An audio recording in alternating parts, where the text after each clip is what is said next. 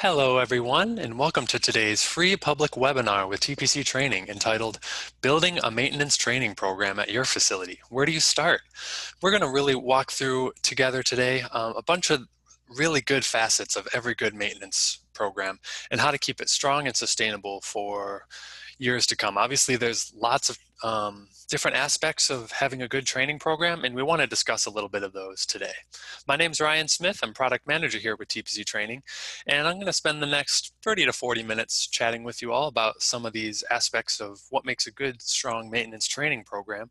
And after that, I'll take the Q&A. So that's the first thing I wanted to let you all know before we get started here is that this session is live right now, and that means we can interact a little bit on this session. And what I would like to do is have you all type in questions as they come up as we're talking.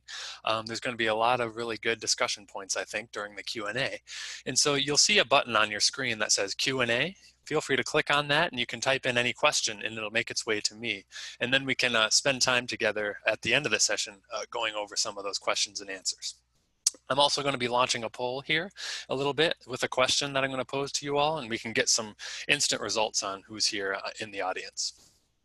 Also, I want to let you all know that this session is being recorded, and this recording, as well as the PDF of these slides I'm presenting today, are going to be available to all of you who are here and all of you who have registered for this event within 2 business days of the end of this event. So definitely look out for that as well.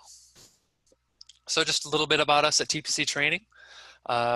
We get ourselves into a lot here at the company, but we're all about training and education of the maintenance and skilled trades. So definitely all about the 21st century workforce, getting those technical and essential safety skills, and really instructor-led training, self-guided online training, on-the-job training tools, and continuing education is where we do most of our core business. And really on our instructor-led training, we're live and in the classroom, but also we're very heavily in the virtual format as well. So connect to our instructors from anywhere and anytime.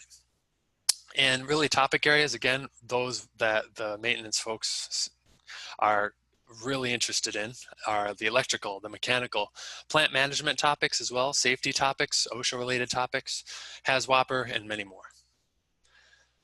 So that being said, what are we going to talk about today? Well, I first want to start with an interactive poll with you all so we can chat a little bit about some of the aspects of your training programs and see if we can steer the discussion that way based on what I'm hearing from you all. Next, I really want to make sure we're secure on what the benefits of training are. We can't build any good training program if everyone from the top all the way down in your organization believes in the benefits of training. Then we'll really talk about those elements. We'll break them down, some really good elements of a strong maintenance training program. We're going to talk about what blended learning is all about and how you might be able to implement that in your facility. The loss of learning after training and really that phenomenon and how we can deal with it the best we can. A qualified worker program, what's that all about? And then really no maintenance training program is complete without strong on-the-job training as well. So we're going to talk about on-the-job training as well. All right, first, let's have a little poll together. Let's have a little discussion here. So what I'm going to do is launch a poll with you all. And in just a moment, you should see a question popping up on your screen, an intro question.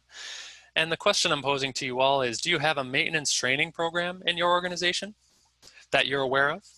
And that can take a bunch of forms, and I would love for you all to answer this question honestly and candidly with me. We'll start with this yes or no question, and then based on this, we're gonna ask a few more questions. So the results are rolling in. Thank you all. So you can click on any of the answers here. It's a dead heat right now on whether people do or do not have a maintenance training program in their facility. All right, looks like the answers have come in. I'm going to go ahead and end the poll now, so it should go away. And I'm going to share these results with everyone tuning in right now. So you should see popping up on your screen the results I received. About 41% of you said yes, you indeed do have a maintenance training program in whatever form that might take. And more of you, so 51% of you, actually said, no, I don't have a maintenance training program that I'm aware of at my facility. And that's really, I think, you folks are the folks that are going to get lots out of this session here together. today. And some of you are actually not sure whether you do or don't have a training program, and that's perfectly valid. Sometimes you're not really sure what form that takes. So with that being said, I'm going to launch one more poll that digs into, for the folks of you that answered yes, or even those who answered no who might have something to weigh in on this, I'm going to ask another set of questions specifically about your program that you see at your facility. And for those of you who don't have one of these, feel free to just sit this one out and just see what these questions are. You can scroll down, there's about 3 questions here. First one being, how do you feel about the quality of your organization's training program? And again, you can be candid. This is an anonymous survey here. Is it very high quality? Is it high quality? Maybe average quality for you? Low quality or very low quality? What formats does your organization use for training? Is it classroom, instructor-led? You can select all that apply here. Virtual instructor-led training, self-guided online training, etc. And then the third question being, which of the following pieces of written documentation does your organization have? And this is really mostly about on-the-job training here. And so we're going to talk a little bit about that as well. Okay, we got a really good mixture of results coming in. Thank you all for answering this. I'll give you just a few more moments to produce your answers. All right, good, good. So people are commenting on their perception of kind of the quality that they're seeing from their training program. And the different formats you're using. Awesome.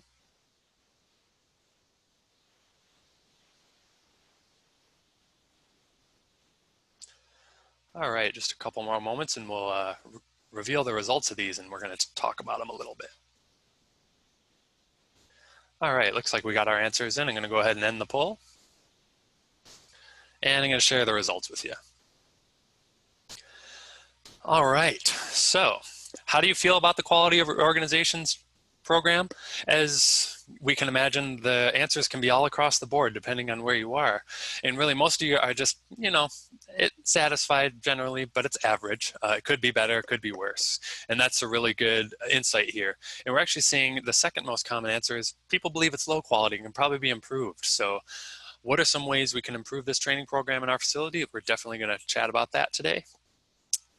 For the second one, which formats does your organization use? Predominantly on-the-job training is the way to train in the technical maintenance field, and that is absolutely valid. So on-the-job training really can take a bunch of different forms, and one of my objectives today is to really dive into what makes a successful on-the-job training program. And does that need to be a program, or can it just be kind of casual, off the cuff? And we're going to talk about that. Looks like many of you also use classroom training as well as self-guided online training, not to mention the virtual training over video chat with instructors as well, which is awesome in today's day and age.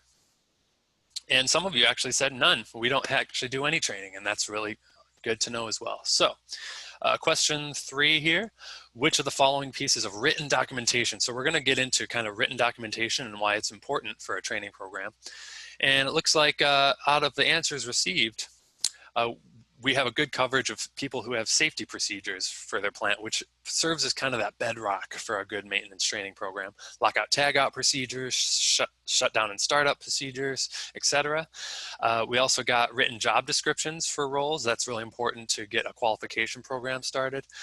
And on-the-job training checklist. Good, good, good. About 56% of those who responded to this have on-the-job training, which we're going to talk about. Having documented ways to do on-the-job training is going to be important.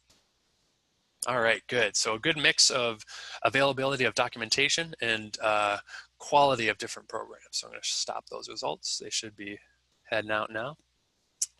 And I think that'll give us a good bedrock to discuss as well together. So first things first, when you're building out a training program or even trying to work with your executive team or your management of your facility and your organization, you all have to agree that there is value in training and what that value really is. So you can make some of the investments of your time and money in a good training program. So what are the benefits of training, right? This is what the folks who run the ship are always going to ask. how am I going to get benefit? How is our company going to benefit from training?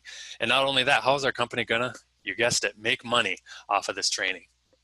And really, time and time again, as we talk to our customers of technical training, these ones show up time and time again about the reasons why they're choosing to do training and having a training program for their facilities. First one is by far one of the biggest ones, is reducing downtime in your facility. Now, it depends on the facility, obviously, and what you're producing and what processes you have running. But even saving 15 minutes, let's say someone's more and more capable of troubleshooting when there is downtime of a machine, where you can just save 15 minutes of time, let's say, of that troubleshooting process. I've kind of, as we've taught classes around the country, we've always asked our folks in the classroom, hey, how much does it cost your company for every hour of downtime on your machines? And the answers range from $1,000 to $500,000 per hour of downtime. So even if you get just a little quicker, a little more efficient at troubleshooting during downtime as a technician or a machine operator, I mean, that pays itself back almost immediately. Reduce safety incidents as well, right? This is a way to speak dollars and cents as well for the benefits of training. Reduced workers' comp costs of issues. Obviously, OSHA fines can be an aspect here for the financial side. Increased skill level of your workforce. So this really comes in a bunch of forms in terms of how this benefits the company, right? So increased skill level of your workforce means they can do more in your plant at any given time, giving you more flexibility with your staffing. There is just more available people to do more available work instead of that just one reliable person who can only do the job and that's it. Gives you a lot more peace of mind when you feel like you don't have to. Some of our customers say, you know, I'm starting this training program because I'm getting called at 3 a.m. to fix issues that everyone should be able to solve, right? And kind of giving you more of a peace of mind, a more of a smooth running ship at your facility. Not to mention the softer, more fuzzy one, which actually is the #1 reason people say they want to pursue training, and that is the culture of advancement in your facility. So if you keep these 4 in your back pocket in terms of approaching the people in charge, I think the rest comes much easier. So what is the rest, right? What are the elements of a strong maintenance training program? Well, we're going to talk about a bunch of different aspects of what makes a good program, but the first really goes to how do maintenance guys learn the best? How to get these technical hands-on skills developed in the most systematic and most repeatable way possible, right? Well, this approach is kind of time-tested, and a bunch of different formats is the way to go. First, you can introduce the topic in a certain format. Then you give them the opportunity to practice that topic or that skill under supervision, and then that person gets the ability to verify those skills to their employer. And really, that intro, that practice, that verification can happen over the course of days or weeks or months, really. But it's a process. It's not just all one thing. It's more of a journey. And approaching training in your facility that way is always very important. And how much practice, right? That practice step. How much practice is enough practice? So, you know, are you going to practice it once? Are you going to practice it twice? Are you going to practice it 3 times, right? Are you going to practice it for 1 week or 1 month or 1 year? Really, it's completely up to, and you're going to see this as a theme throughout this presentation. It's up to your organization. It's up to you as the employer to make these decisions of how much is enough, how much will be good for me at my organization. So if the answer to any of these kind of ideas of elements you're not sure about, I think this really sets the stage for you to have some really good discussions with your colleagues who are hopefully listening into this with you, or who you can share this with after this webinar to say, you know what, let's set up some of these guidelines or requirements for our program. Some of you might be using a certain format of training predominantly. Maybe some are really like the classroom, getting in the interaction with the instructor, having your hands on real equipment in the classroom, you know, learning directly from the expert themselves, right? Others are getting benefit today from doing virtual classroom training. So you can just log on from anywhere, your home or your business, or no matter how far out you are, and connect with the instructor and get the same interaction in learning from the experts. And crazy. Virtual training today also can be just as hands-on and interactive as the classroom, with being able to share the instructor's screen and actually drag virtual meter leads around and do actual tasks on the screen in a virtual format. Self-guided online, so this helps fill in the gaps of, when you don't have 8 hours to spend, you don't have 2 days, 4 days to spend in the classroom, you can just take the online training at your own pace at the end or beginning of your shift. And then on the job, right, this is what most of you said is the most important to you, and that's absolutely 100% got to be done right, or else all the other stuff might go out the door, and we're going to talk about that. Having written documentation for that on-the-job training. So kind of like I've just been mentioning here, on-the-job training isn't really on-the-job training unless it's documented. And so what I mean by that is, let's try to avoid, if at all possible, tribal knowledge, I call it. And what I mean by that is all the best practices of how to run that machine or fix that machine is all up in the head of that really experienced maintenance technician, right? Who kind of keeps it all up in their head, and that's the only person you can really rely on to fix these issues. And so that is something we really have to think a lot about, is how can we get that information that's in that person's head and into a documented format, whether it be a standard operating procedure or a on-the-job checklist of how to properly run the machine, or those kind of things. It's really going to be important for us. So as people are going through their on-the-job training, another really important thing to consider is, let's set up a mentorship program, right? And how do we select those people who are going to show that person around? Have that person job shadow them, have that person go around, right? Some people are designed to help others learn, and some are more designed to really just do their job, and then they don't really have any interest in teaching others how to do the job. So people with an interest in learning and helping others and training, it's really important, and having that documented as well as, hey, who has interest in this? Let's fill in these applications to be a mentor, and maybe provide some incentives for those people to be mentors to others on the job. And these two as well, again, it's kind of, you're seeing the theme here with these binders stacked up, having more clearly documented everything. This one being more clearly documented list of skills requisite for each job. So if I want, for those of you who do have a maintenance or reliability department in your facility, I want to think, okay, what is a skill I require someone to have when they walk in the door of this maintenance role, right? Let's say maintenance tech 1 or maintenance tech 2. Do we require them to, let's say, have a license in my state, right? Some of you might say yes, some of you might say no. Do I require them to have a high school diploma? Some say yes, some say no. Right? Do I require them to have gone through a trade school or community college, or to have 5 years of experience on the job, 10 years of experience on the job, 15 years of experience? You get the idea. Really, it can depend on your facility, right? So as long as you can have that all documented, and that if someone asks, you can say, yeah, this is exactly what's required to be hired here, kind of a bare minimum. And then compare that to what skills would I be okay with this person acquiring on the job as I train them once they walk in the door. So there's a certain amount of skill set that you can see, maybe a mechanical aptitude or knowledge about electricity in general, that can get people in the door, and then seeing how teachable and how able they are to learn really helps employers assess how they can learn on the job. So do you have that differentiation, right? That's going to be an important part of any good training program.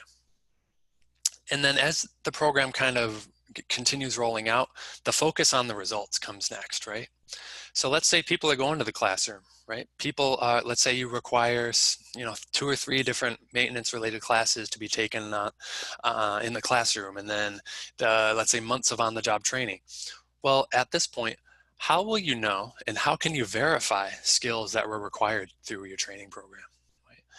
And what is some structure you have around this? So that's really going to be an important one as well. And what are some best practices for skills verification here? Let's talk about it. Documented skills verification sessions. So maybe there's a a printed version of, okay, here's what I'm going to run this person through to verify their skills. I'm going to ask them to measure 120 volts phase to phase and then phase to ground and see if they can do that comfortably. I'm going to have them test across a switch and see if whether this is good or bad. I'm going to have them read a ladder diagram and tell me how the system works. Maybe I'm going to have them take a 20-question test on electrical safety so they know how to understand approach boundaries or that kind of thing when it comes to safety. So there's all sorts of different ways to approach this in terms of verifying people's skills, and they're all valid. Job shadowing, right? I'm sure we all use this as part of our on-the-job training that we report, and that is, okay, follow around that experienced person out on the floor and have them show you how the ropes are, right? Learning the ropes from them. So this process of job shadowing is obviously the highest impact, right? You're learning right there in the job. You learn by doing. Maybe we've all heard about the 70-20-10 rule, right? You only learn 10% of what you learn for a job in the classroom and 20% through that mentor and coach. But really, you learn 70% of your job skills by doing them, right? And this is really what job shadowing is all about. You get a chance to just trial by fire, try it out for yourself and see what happens. However, job shadowing is really only effective when you can document, again, how that person's progress is as they progress through their training on the floor. Is that person who's their mentor, are they checking them off on their comfort level, let's say, of how they're practicing? And are they ready to bring them to the next level of doing it on their own? It really, it can be one person's word against another unless you have proper documentation. I know in a training program I ran back in a recycling plant, years ago, one of the issues we always came up with is no one ever showed me how to do that, right? No one ever trained me how to do that. How was I supposed to know to do that, right? This type of documentation really helps close that gap of, hey, actually, this is the date and time we showed you, remember? And let's try to bridge that gap in any way we can. On the job training checklist. So really what this is all about is, again, giving more tools and guidelines we can follow about what it takes to be successful on the job. This kind of goes with that job shadowing and can be done alongside with that job shadowing. Pay raises, right? So this really starts with the focus on results, starts on what we're talking about, getting a sustainable program in place, a program that really will last for years to come. How do we keep it sustainable, right? If you can link someone's training to giving them an increase, even just a couple cents or $1 or so per hour or whatever it might be, pay raise, or to a new rank, let's say, within their department of maintenance tech 1 to maintenance tech 2 once they complete this series of training. This does wonders in motivating people to do training. Maybe there's an official qualification. Hey, you can't actually be considered an electrical maintenance person until you take these set of electrical courses, for instance. And then finally, putting it all together and making sure you have a well-organized training file system. So these binders all stacked here are kind of a funny way of doing it, but definitely keeping at a minimum, hard copies of people's training records, these checklists, their certificate of completion from the classroom, their printed off version of certificates of their online training, and et cetera, in a easily, centrally accessible place will only do you good when OSHA ends up knocking on your door, or your corporate part of your company comes to the door and they want to know how people are being trained. This is the best way to do it. And we all know that today is the 21st century. We almost don't need to print things off anymore. So there are electronic versions, centralized training filing systems that we can use. So I don't want to spend too much time on blended learning. I think we get the idea of the different types, but I just want to kind of break it down one more time. Which formats do you value in your facility? It's really going to be important. Do you want people to get into a training room in your facility and you invite an expert to come into your facility and train them, kind of like we're seeing up here? Right? Where this is the training room in the facility and we're all learning, we're all in the same department, we're all learning.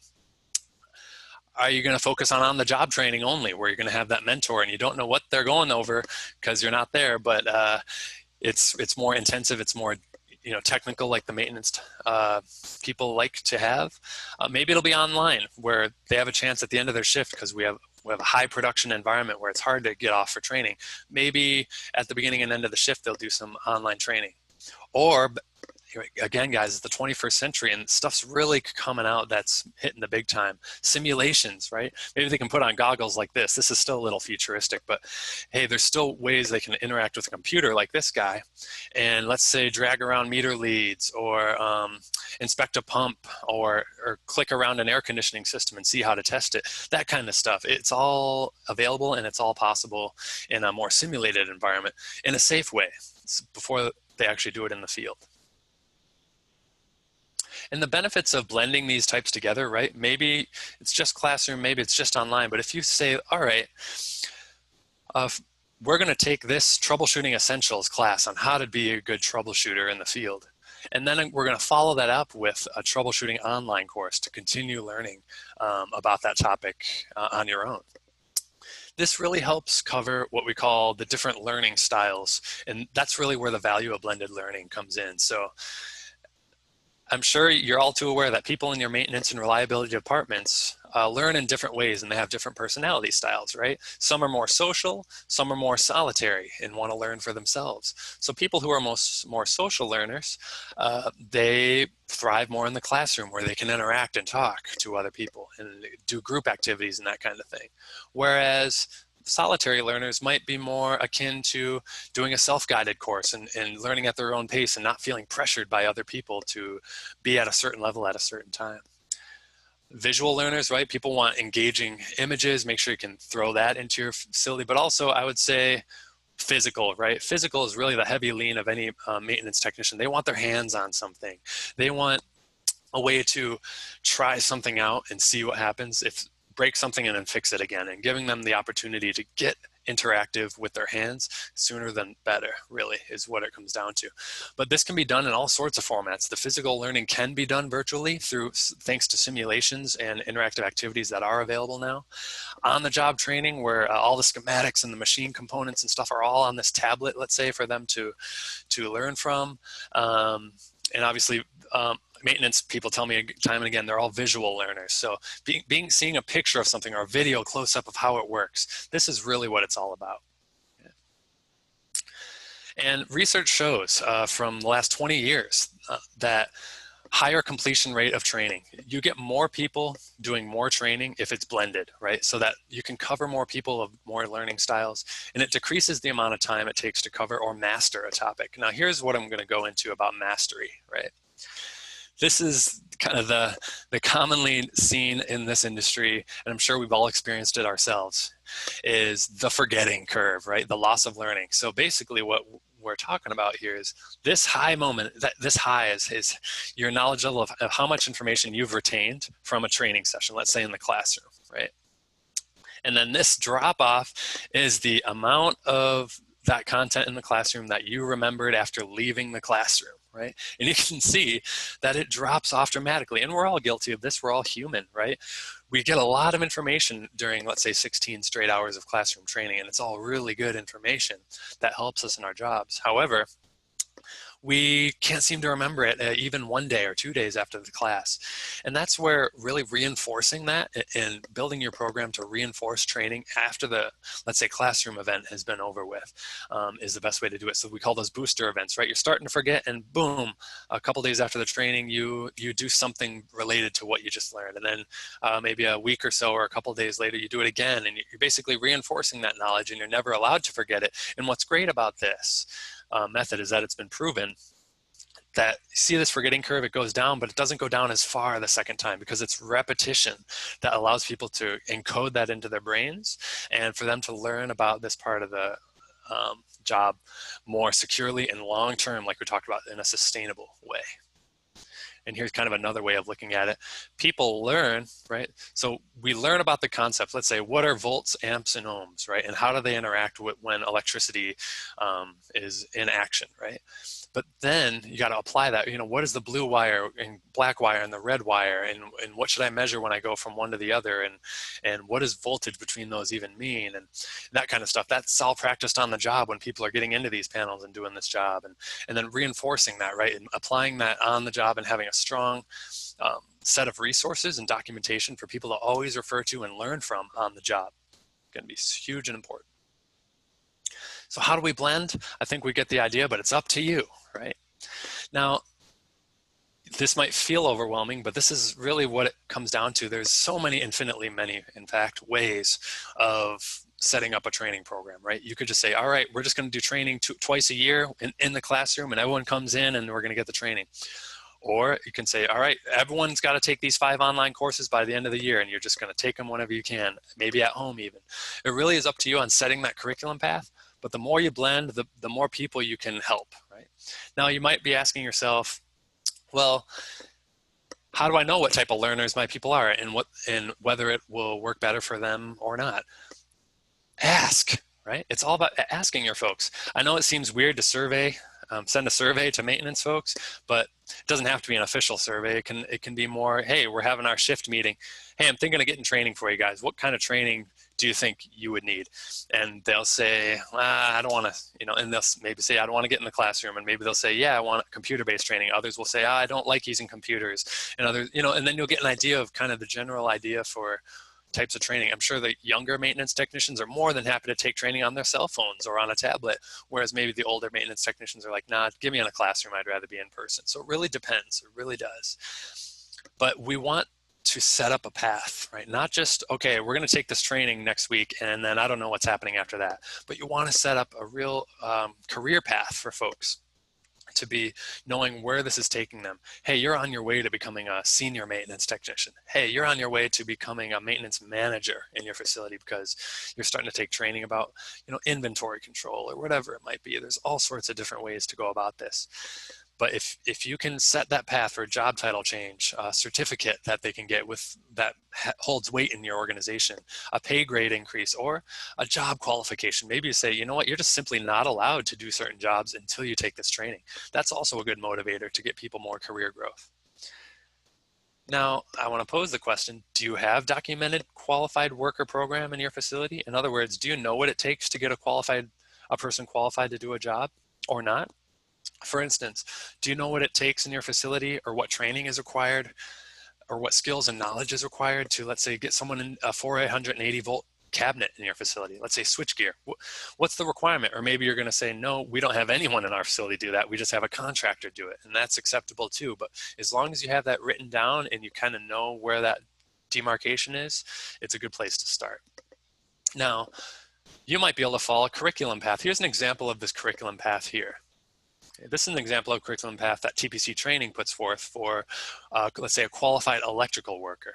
And this is, again, a recommended curriculum path. One size does not usually fit all, but this is kind of a recommended template, and then people can hack and slash this that meet their own needs. So let's say, okay, you're at level 1, you're just starting in the maintenance field. Let's say you were a machine operator, and you just joined the maintenance team. Happens, I think it's a really good career path where you're an operator, and then you join the maintenance team. And I'll zoom in on this real quick. Okay, you're coming in the front door of the maintenance team. You're going to learn the fundamentals of maintenance. Here's what it means to do maintenance in our facility.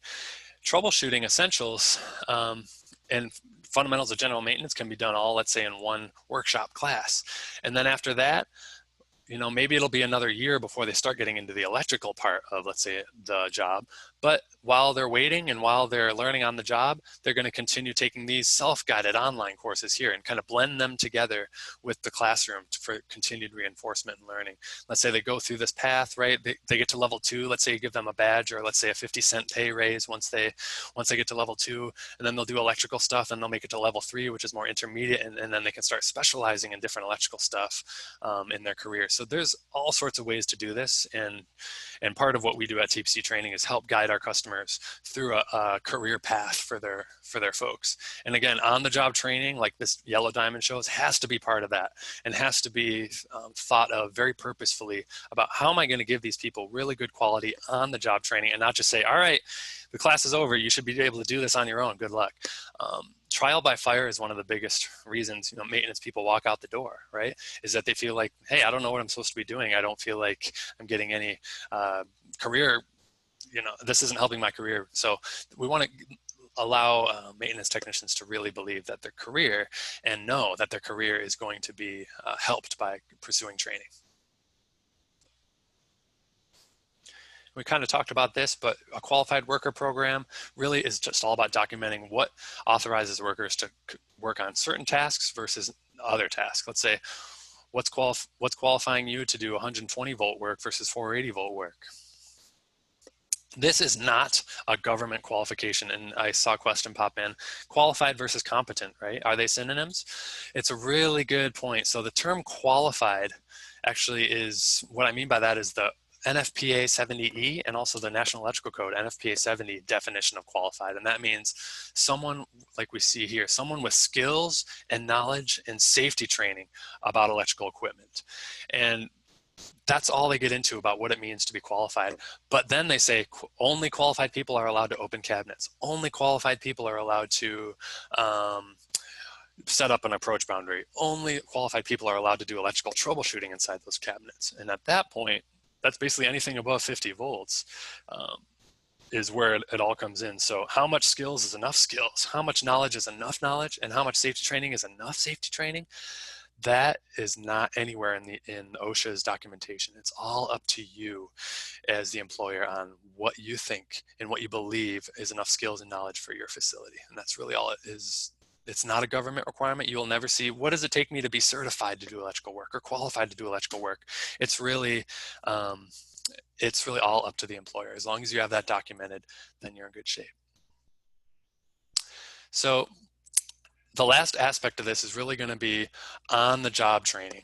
So on-the-job training is really that crucial component of any successful training program. Is once they leave the classroom, that they're not completely on their own and they have resources to learn on the job with their hands and learn the best practices, right? We all know that different people on different shifts of the maintenance department do things different ways, maybe some better or worse in your opinion, but really having that best practice documented and basically learning those tasks of the job under that trusted mentor and trainer who does it the way the company wants it to be done, kind of thing. And it's all about that three-step approach we opened the session with, which is introduce the task, then practice the task together with the mentor, and then the mentor can step back and allow you to verify your performance of the task, let's say over the course of one shift or 1 week. And then once they finally feel the comfort level of doing that job for yourself, they can sign off on this documentation. A large majority of companies we work with here, and again, documentation, signatures is important. A large majority of companies here do not document their on-the-job training, right? And that's normal, right? We have jobs to do. We don't have time for paper to be flying all around. But I will tell you, it's in your best interest to do so, only because you can track in the moment, real time, how people are progressing in their learning through the facility and realize what's taking people longer to learn. Let's say it takes people extra long to restart and to start up and shut down this extruder, but they have no problem changing out the blades of this extruder, for instance, or whatever it might be. Okay. So we talk about it needs to be documented. What are some essential tools and pieces of documentation important for on-the-job training, OJT?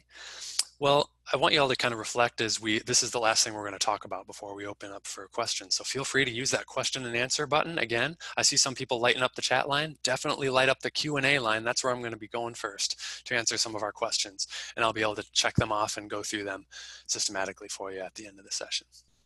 So what are some essential tools for on-the-job training, right?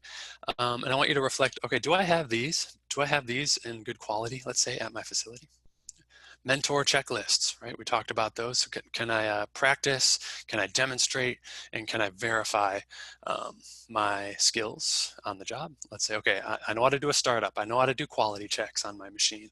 I know how to adjust the belt this certain way or whatever it might be.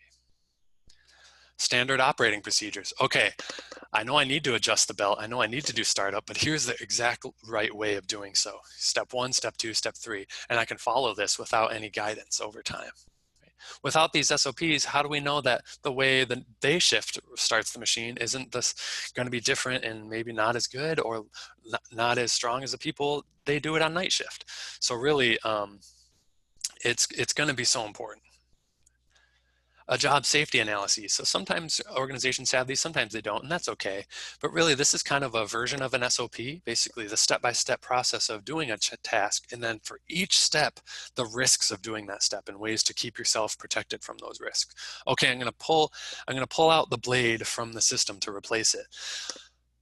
okay, the risk of that step is I could cut myself. So how am I going to mitigate that risk? I'm going to put on cut resistant gloves, and here's how I'm going to inspect them, and yada, yada, yada. So you can go into a lot of detail here, and pictures are always better. They always say the best thing to learn from are video content. And if you can't take a video, take really good detailed pictures.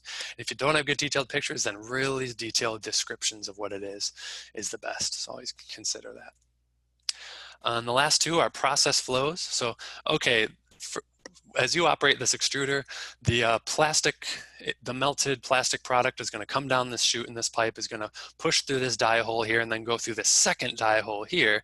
And then it's going to hit the blade, and then it's going to move through here. And here's the pump that does it, and kind of understanding step 1, 2, 3, 4. And then this robot arm is going to pick it up and move over to here, and so on and so forth, and how the process goes from beginning to end. And with that comes the machine schematics. Now, this is a hot button issue for most people I chat with in the classroom.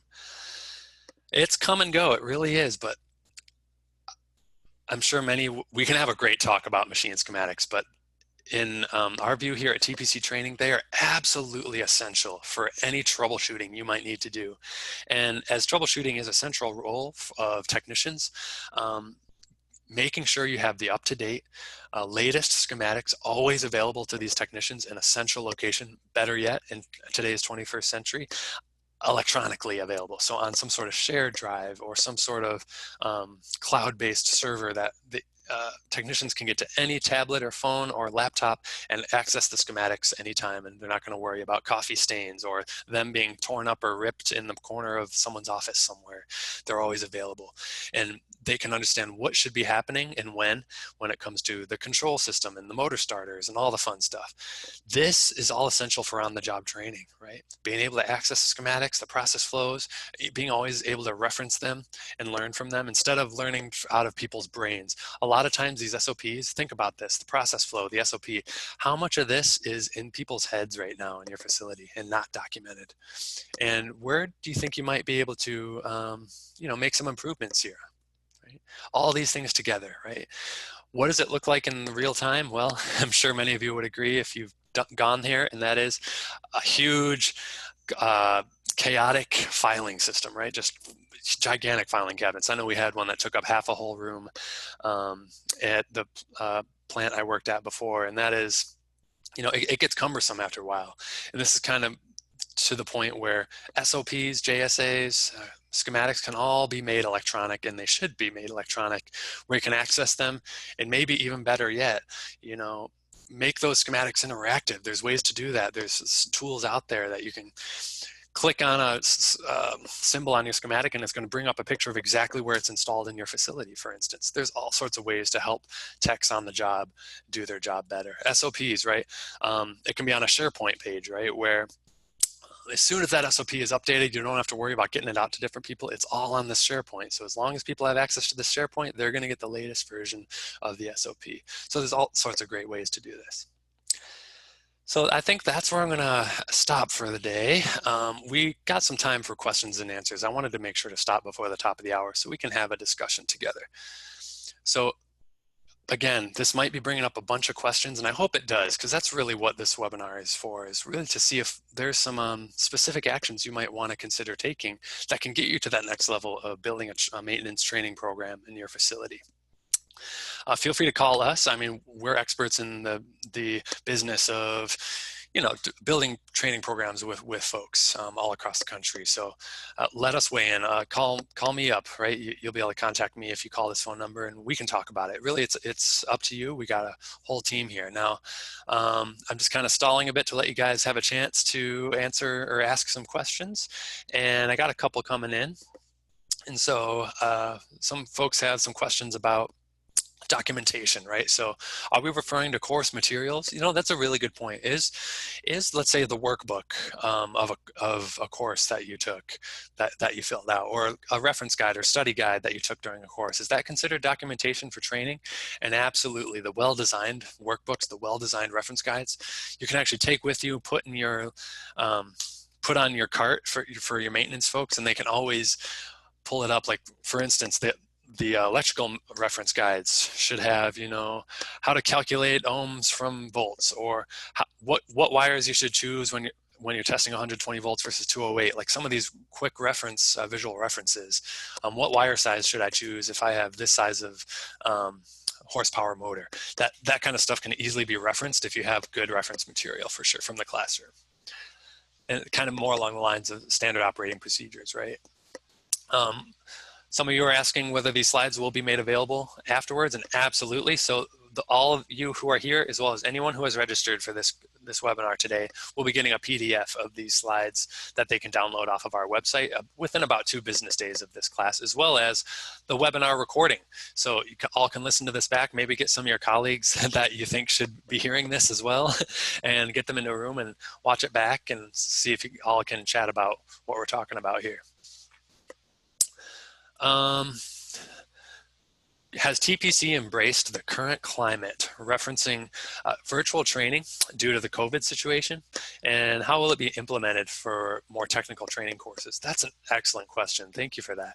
And we really have. I mean, our company pivoted, and we pivoted strongly and confidently with our background and our kind of experience over the last 5 years doing virtual training online, video, audio, and full interaction. So it's basically, we've worked over the last, since I'd say 2015 really, to set up a virtual classroom that feels and looks and operates just like a real classroom. To the point where the instructor can see you, they can see whether you're falling asleep or not. You can actually take control and do some hands-on activities, believe it or not, on a virtual format. So those people who have been skeptical about how hands-on you can get in a virtual computer-based format usually find themselves impressed where they're testing voltage from one lead to another on a virtual format where they just took control of the instructor's screen, and they're not sure where to put the black lead of the meter that won't cause an arc flash or whatever, or how to select the correct PPE on this individual person, and there's a bunch to choose from, and how do you select it? So there's all sorts of ways to do these skills-based activities, but in a virtual format, and we've embraced that and continue to develop more and more opportunities, including our brand new member of our TPC family, Simutech, right? So we actually have simulations available where you can see a pretend electrical cabinet in front of you, and you can actually play in a virtual environment with motor starters and relays and limit switches and all sorts of fun stuff. So we're continuing to focus and prioritize on that, and we continue to do so. You know, but people are doing the reality check, and that's a great thing you have to come to terms with. You know, hey, it's great to talk about skills, but in maintenance you don't always have the ability to work on every piece of equipment, and if you do, there's a chance you might never see it again for maybe 5 years, and that's such a good point. So really, you got to prioritize. Is it worth training someone for, let's say, a month about something they're only going to do once every 5 years? It's really going to have to be a judgment call by your facility. And in fact, NFPA 70 ebook says, you know what, if it's been more than 1 year since you've done a job, all your training's out the door, and you actually have to get retrained for that job. So that's something always worthwhile, that the NFPA 70E has finally admitted, hey, we're human, we forget things, so you have to get retrained about once every year if you haven't done this job in the past. How do you bridge the gap? I'm guessing between on-the-job training and classroom training. And really, it's about good management and good just guidance in general of these trainees. They're not on their own. They're not left to their own devices after they leave the classroom. You're having a watchful eye and a specific care about their education when they're out on the floor. It's really important to have maybe a training coordinator, or you can take on the role of training coordinator for that person as their manager or their supervisor or their plant manager or their production manager. It's really going to be important to have that focus on training all the way from top to bottom. Will only help. And again, how we get that focus on training, how we get the higher ups to care, we talked about it at the top of the class. Reducing downtime, they're going to really care about that. Reducing safety costs and how much our company's paying in workers' comp, they're going to care about that. Did you know $15,000 at a minimum for every single OSHA citation? If OSHA were to knock on your door tomorrow and see something that wasn't safe, it adds up quickly. I'll just put it that way. What if we are in a union? Great point. Union shops, right? How do we motivate our workers to learn more if the wages are already set? That's a really good question. So it doesn't always have to be wages, right? There's all sorts of different ways to incentivize people. Maybe you can talk about PTO days. Maybe you can talk about different incentives that they can have on the job, right? A longer lunch break or pizza party. You know, we all talk about the pizza party. It's kind of got a joke behind it now. Or maybe you can say, okay, this shift is going to, we can maybe make it a competition. That helps. And I know we did that a couple times where different shifts, different departments were working to do the best in terms of performance. And then you can set up the incentive. If it's not monetary, it's going to have to be more in recognition, right? And more in giving them some sort of way to stand apart relative to their coworkers. Let's see, only got a couple minutes left, but I think we can answer some of these. Does TPC offer some of these on-the-job training tools? Absolutely, we do. TPC Operate is the first one that comes to mind. It's kind of that tablet you can hand to that person that has all the information about their schematics and of their certain machines that they're going to train on the job, and that they can learn about their schematics and how to locate components and troubleshoot using this tool, because it's all in one place. And we can definitely walk you through that in the future. Definitely call that number there and we can get more in contact. Can you please point us toward the checklist, the training trackers, and other digital resources? For sure, kind of along the same realm. TPCtraining.com is a kind of wealth of information. And we're also got some webinars coming up on the topic, so be on the lookout for that. But I'll definitely make a note of that, and you can call that number and we'll definitely reach out to you to see if we can help you there.